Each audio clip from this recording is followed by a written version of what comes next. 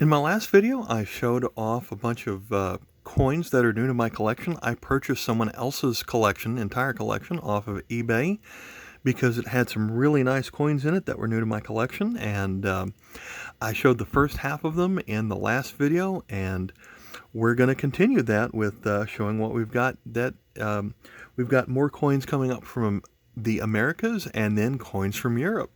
So stick around and we'll look at another 40 plus coins.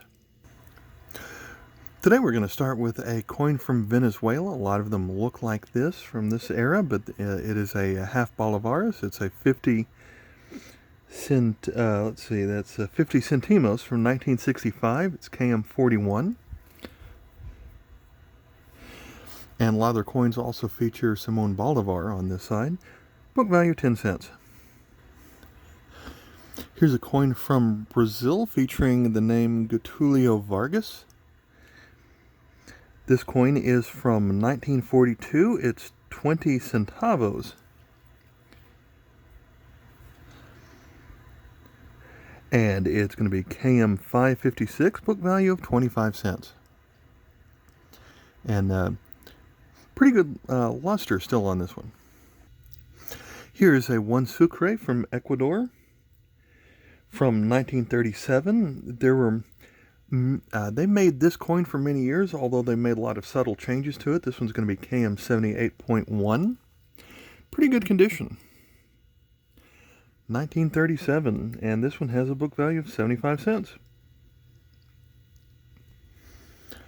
Here is 10 centavos, which they also explain is 10 centavos of a Cordoba. That makes this coin from the Republic of Nicaragua from 1974. I don't think they made this coin very long. It is aluminum, and even though it's in really good shape, it only has a book value of 10 cents. It's KM 29.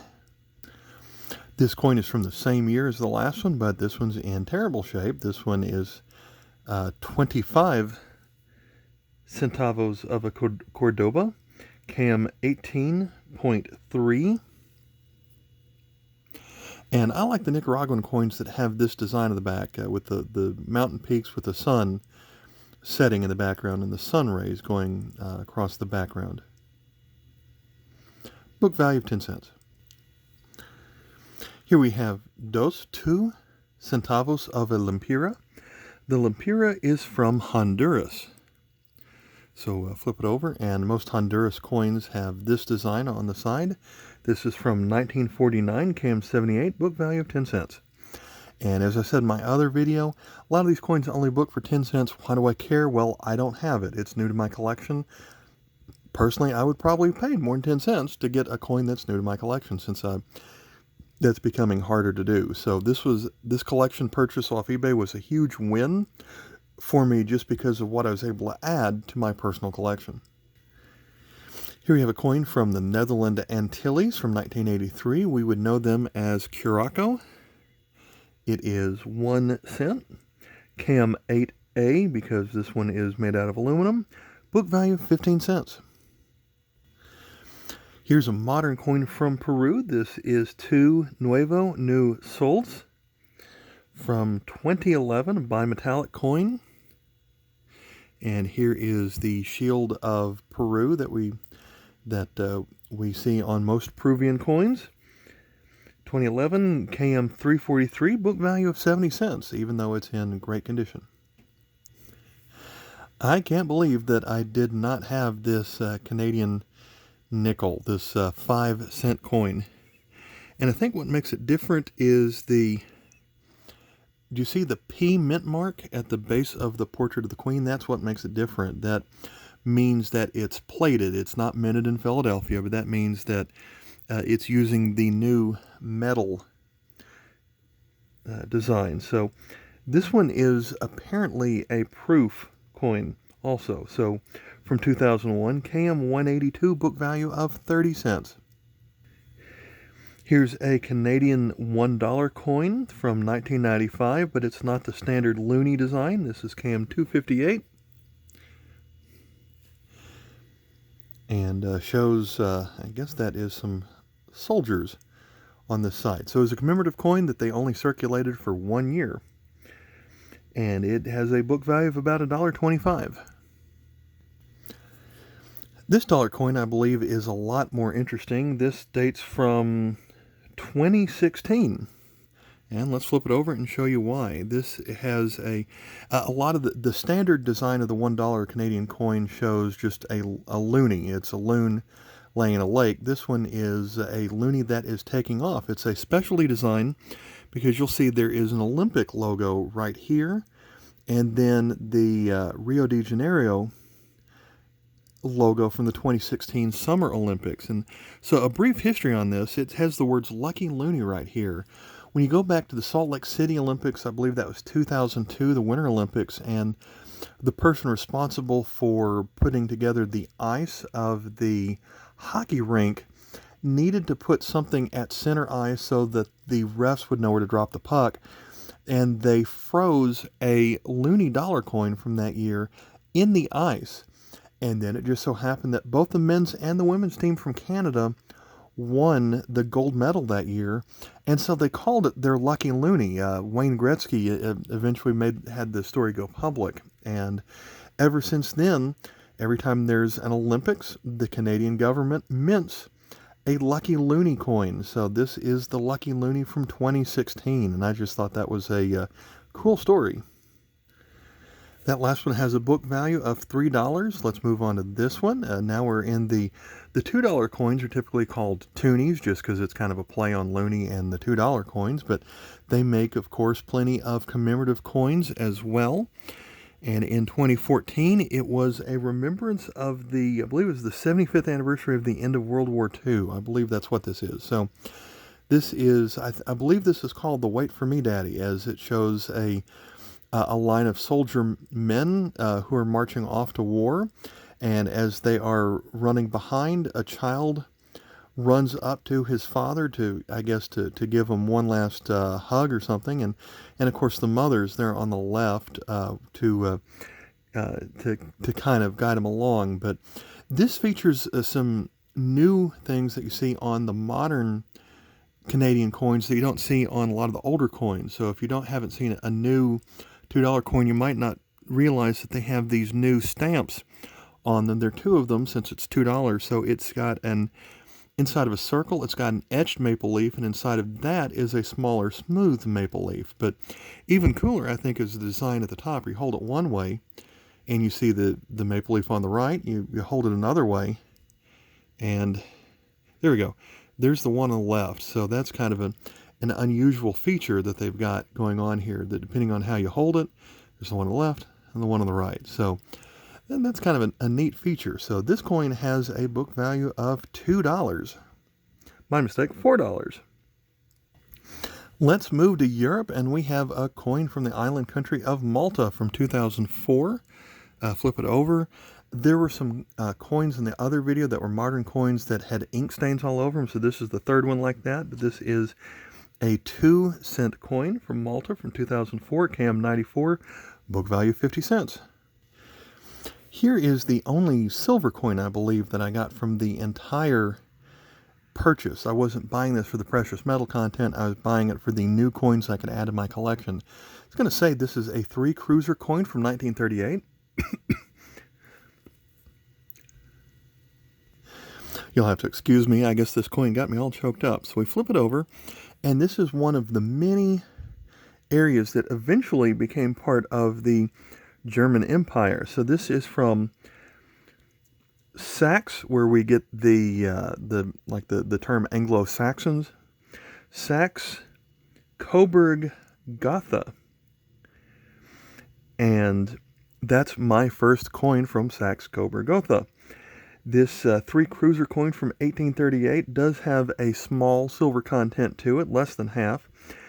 And even though it's well worn, it has a book value of $12 just based on how old it is. And so this was one of the better pickups from the entire lot, and it's the second new country for my collection. From the other video, we see also picked up a coin from Guadeloupe. A modern European country that you don't get a lot of coins from, Bosnia and Herzegovina.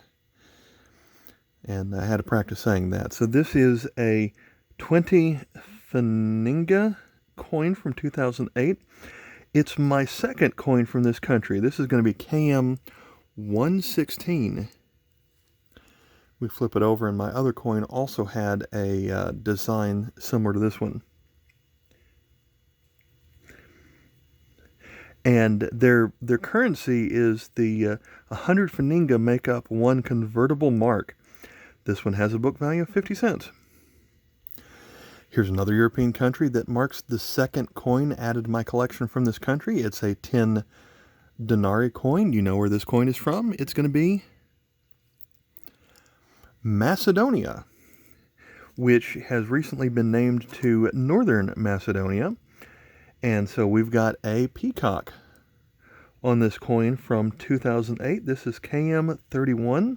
Has a book value of 75 cents.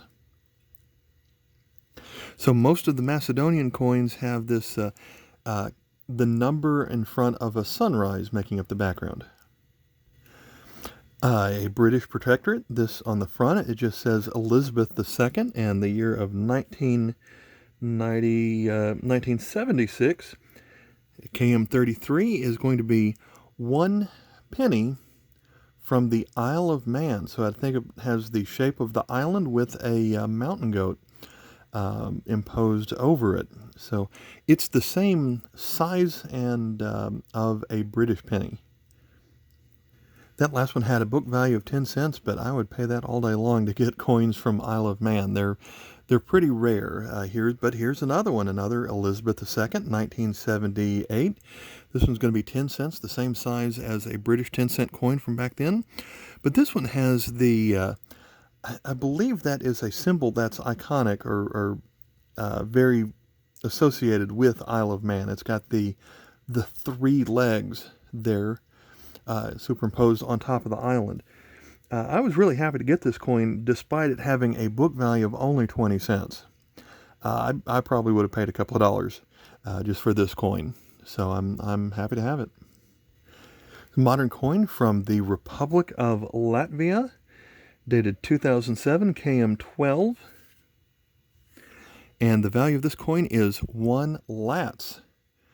Showing a fish there. This one actually has a book value of $1.50 because Latvia is another country that you can't find coins from very often. Our next obscure British protectorate is, this time has the words Queen Elizabeth II. Flip it over. This one is from the Bailiwick of Jersey.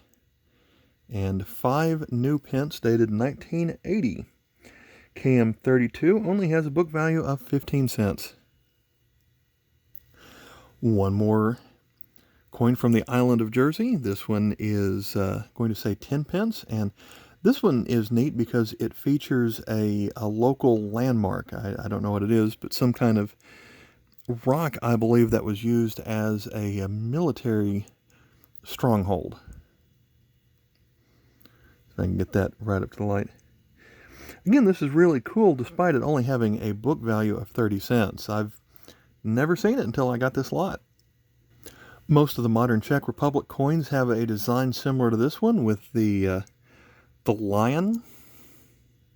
This one is from 2000. It is a commemorative coin celebrating the year 2000. So it's got a kind of a Y2K here with all of the gears and wheels that are on it. So this one is, again, a rare coin, only made for 1 year. It's KM43, book value of $1.25. Moving on to coins from Belgium. When I first saw this coin, I assumed that I already had it because I have another 2 centimes from the early 1900s, probably or early 1910s perhaps, that look just like this one. Or so I thought, but when I flip it over, and it does have a hole in it, so that really kills the value of it, but it is in, otherwise would be in fine condition. So what makes it different here is that it says Premier Leopold, so the King of Belgium at the time, in 1836. So I certainly did not have this coin. And so the hole's going to kill the value. It's going to book for 75 cents. These European wartime zinc coins aren't as easy to find as they used to. But this one is a 5 centimes coin from 1943, KM123, and most coins from Belgium have two different versions, ones that say Belgie and one that says Belgique for the two different languages that are spoken there. During the wartime, it has both names written around the edge, but they still made two different versions for which one they put on there first. And so I think it was German occupied at the time. I don't know my history on that, but this coin has a book value of 10 cents. It does have a lot of white corrosion on it. From the same line, this one is a little bit clearer. It's a 10 centime coin from 1942.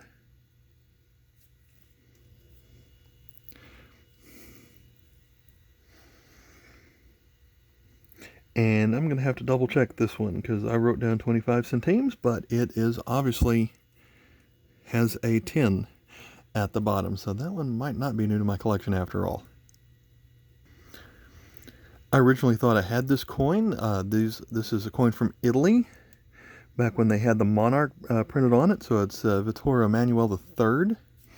Flip it over, and it is 5 centesimi from 1937, KM73, and I believe the difference here is the metal that the coin is made out of. This one has a book value of 75 cents. It's in pretty good condition. I have a lot of beaten up coins that are that old from Italy. I only got one new coin from Britain because it's getting harder and harder to find new coins from Britain, but this one has the most recent portrait of the Queen on a 20 pence coin. This one dates back to 2016.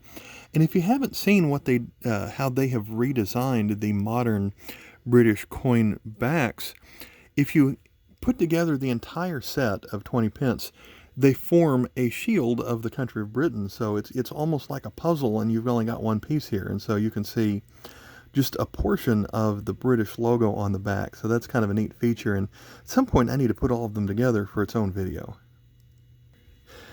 Next up, we have a coin from Socialist Romania from 1966.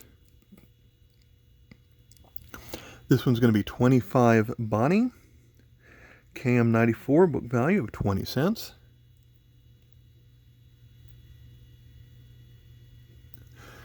This is one of those rare countries that uses the Cyrillic alphabet that was not part of the Soviet Union. This is Bulgaria. A lot of the coins from this time period have that design.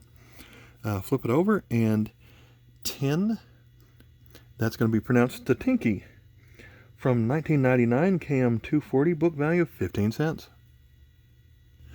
Now, for a country that was part of the Soviet Union, we've got this coin in excellent condition from Ukraine from 2001. And we flip it over, and it even has the date written on the edge, so 2001.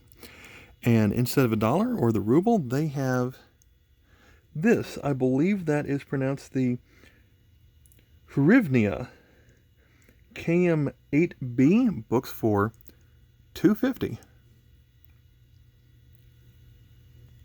If you see a coin that's labeled Letzburg, that's what we would call Luxembourg.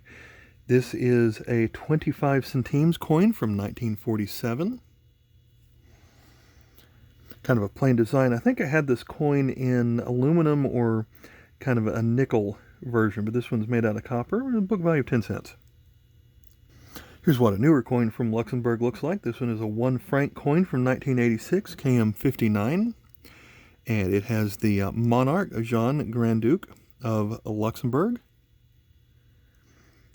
And again, this one books for 10 cents. Coins from Switzerland have not changed much for decades, I would say over a century. So I have to go back quite far to get something that's new to my collection. But that's what this one is. It is a 20 Rappen coin. We'll flip it over. And so this is the design of Switzerland coins from the 1800s. This one's actually dated 1850. And of course, Switzerland, they call themselves Helvetia. So I don't know how we get Switzerland out of that. But this is KM7. And this coin, believe it or not, books for $4. Some of the later Soviet coins, anything after like the 50s, does not have that much interesting design to them. Some of these earlier coins did. This one's from 1932, and it does have the hammer and sickle design on this side. We flip it over and it shows, I guess, a worker holding a shield with the value of 10 kopecks written on the shield. And later on, this was replaced by just a large number 10. So from 1932, KM95 books for 25 cents. So as we move on to Germany, we have a Notgeld or Kriegsgeld coin here. This back when they went through the era of hyperinflation, but they also went through an era of coin shortage during World War I, and a lot of localities made their own coins. So this coin was minted in Wasserburg, and this, for coin collectors, these Notgeld coins open up their own rabbit hole, because so many different cities, even some businesses, printed their own legal currency coins, and they're all rare, and it would take you a long time to put together a sizable collection, but you can keep going with those. And so this one is a Wasserburg coin from 1917. It is going to have a value of 10, so I guess that's 10 Pfennig on it. They don't have KM numbers. They are listed in the Funk catalog, and this one's numbered 578.2. It's also really hard to put values on these coins, so I believe this one has a book value of about $1. But here is a hyperinflation coin from the German government. This goes back to, I believe, the Weimar Republic days before the Third Reich.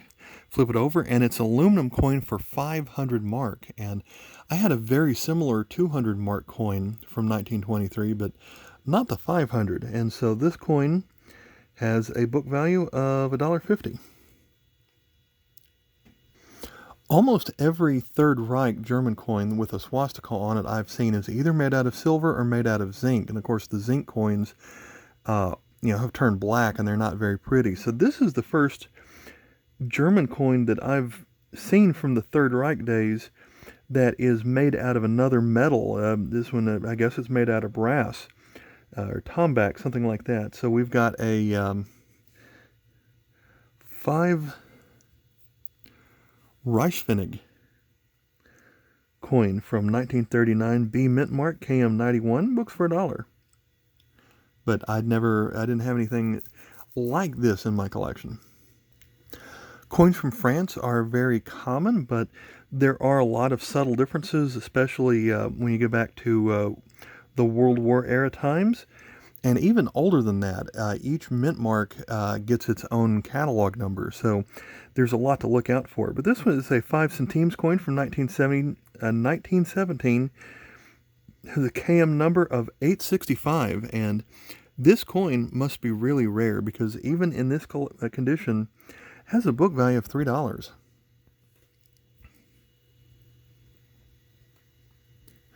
Next up, for another war-era coin, this one is from 1941, is a 10 centimes coin, and I believe that's made out of zinc, but it hadn't turned black yet, so that gives it some extra niceness about it, even though it only books for 25 cents. This one has a catalog number of KM 898.2, and I think one thing that's different about some of their coins where they say État Français on the back.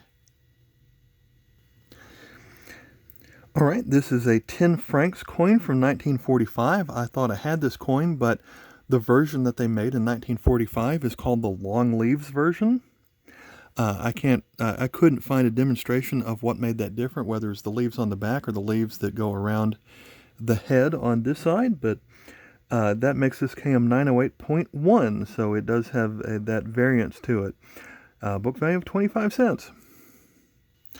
So as we look at this pile of coins here, there were 93 new coins added to my collection. I showed off each one over the span of this video, and that does not include the coins that were not new to my collection. Of course, anytime I'm going to buy something off eBay that's in a bulk lot, it's going to have a lot of duplicates. There are a total of 476 coins, and I'm a math nerd, so I like adding that up. And they listed off as 4.5 pounds. I paid $65 for the lot, and if you add up the book value of just the coins that were new to my collection, it comes to $80. So clearly this was worth it to me. The next thing I'm going to show off are coins that were already represented in my collection, but They arrived in such great condition that I am going to replace the one that was in my collection with the one that came in this lot. We're going to start with this common aluminum coin, low value coin from India. A lot of the modern India coins has that logo on it. And it's just a 1 paisa coin from 1966, but in excellent condition. I have plenty of well-worn older Philippines coins, but this one from 1966 looks like it's practically uncirculated. So this one's definitely going to be an upgrade for my collection. This, I believe that was, let's see, 25 centavos.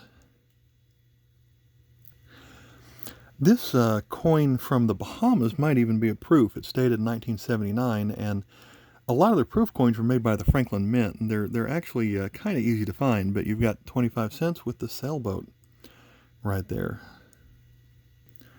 This coin came in a flip. It is a 1 penny coin from Ireland, and not only is that in practically uncirculated condition, but it is also, according to the flip that the seller sent me, a 1943 coin. I wrote key date because I found that in the catalog. So that one was a nice find and will certainly be an upgrade to my collection. Of course, most of the Ireland coins will show a harp on the other side. And the last upgrade for my collection is from Italy. This is going to be a 1 lira coin. Again, this looks uncirculated, which is fantastic considering it is from 1922. So that's a really nice pickup. And here lately I've been getting a lot of tokens in some of these lots. There's only 1 token, but it's kind of cool. This one is from Italy. It also has Milano written on it, so I don't know if that's some kind of transportation token. But you flip it over and it's just got some grooves on it. All right, I hope you enjoyed this video and looking at a big pile of coins that were new to my collection. Hopefully they are rare and something, there are things in here that you haven't seen before that you thought was worth your time. I make a lot of coin videos to put on YouTube. There are other videos just like this one where I go through what's new to my collection after looking through a bulk lot or after a trip to my favorite coin dealer or the flea market, and go through a lot of coins like that, or coin shows. So I'm going to send a link here at the end to my coin playlist. Feel free to check it out, and if you like it, let me know, and subscribe if you like more videos like this. So thanks for watching. Bye.